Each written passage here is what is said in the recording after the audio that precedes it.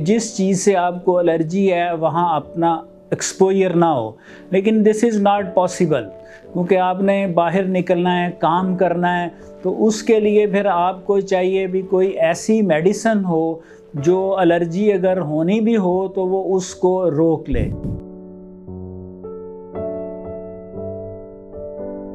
बिस्मिल्लाहिर्रहमानिर्रहीम।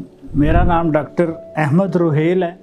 मैं professor of ENT हूँ एट अल्लामा इकबाल मेडिकल कॉलेज। आज मैं आपको एलर्जिक राइनाइटिस के बारे में थोड़ी सी इन्फॉर्मेशन दूंगा आम पब्लिक के लिए। What is allergic rhinitis? Allergy का तो सबको पता है, राइनाइटिस मीन नोज़।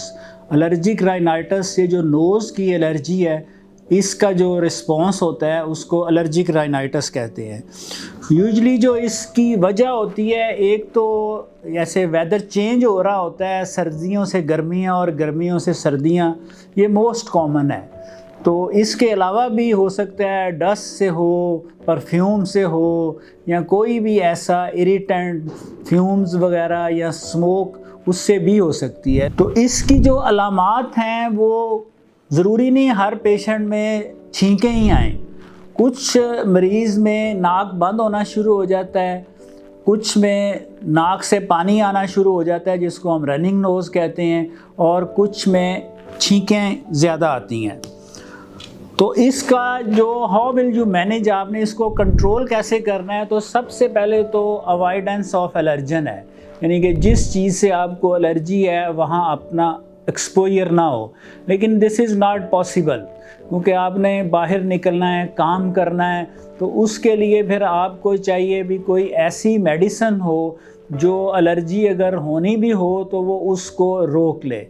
तो उसमें जो सबसे अच्छी जो मेडिसिन यूज़ होती हैं वो मुख्तलिफ हैं। उसमें कुछ लोकल स्टीराइडल नेज़ल स्प्रे भी हैं, लेकिन उनका इतना अच्छा रिस्पांस नहीं है। तो कुछ एंटी हिस्टामीन है जिसमें फर्स्ट जनरेशन है, तो उसमें सेडेशन बहुत ज़्यादा है।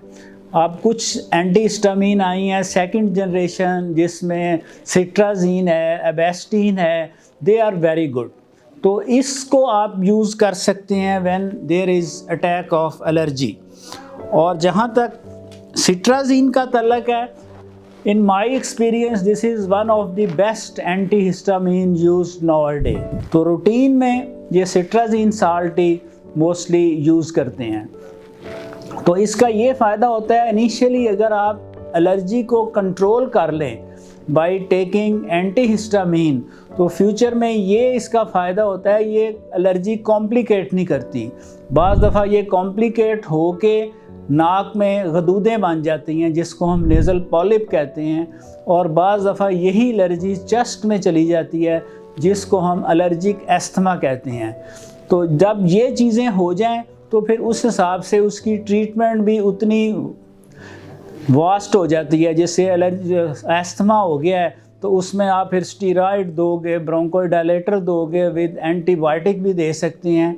तो इसलिए प्रोफाइलैक्सिस के लिए, एलर्जी से बचने के लिए और इसकी कॉम्प्लिकेशन से बचने के लिए दिस इज़ बेटर कि आप प्रोफाइलैक्टिकली जब वेदर चेंज हो रहा हो या किसी ऐसे एटमॉस्फेयर पे आपने एक्सपोज होना हो, तो आप प्रोफाइलैक्टिकली एक एंटीहिस्टामीन ले लें पहले ही, ताकि उसके वो उतने एलर्जी के सिम्टम्स ना आए। जहाँ तक एलर्जी होती है, किस चीज़ से एलर्जी है, तो मोस्टली एक पोलन है जो इस्लामाबाद के एरिया में बहुत ज़्यादा होती है, तो उससे भी वहाँ के लोगों को काफ़ी प्रॉब्लम होती है, जिससे एलर्जिक राइनाइटिस भी होता है, जिससे एलर्जिक एस्थमा भी होता है। तो इन दैट ये they can take as a prophylaxis इससे बचने के लिए।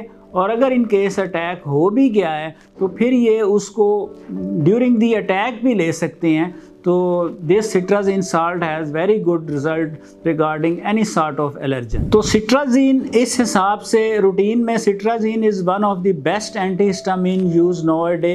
इसका एक और एडवांटेज है, ये आप बच्चों में भी दे सकते हैं at the age of 6 month से अबव जो हैं, तो उसमें सेफली दे सकते हैं। अदरवाइज़ जितनी एंटीहिस्टामीन है उस पर लिखा होता है प्रिकॉशनरी भी आपने बच्चों में नहीं देनी, लेकिन जो सिट्राजीन साल्ट है ये above the age of 6 months you can easily prescribe safely।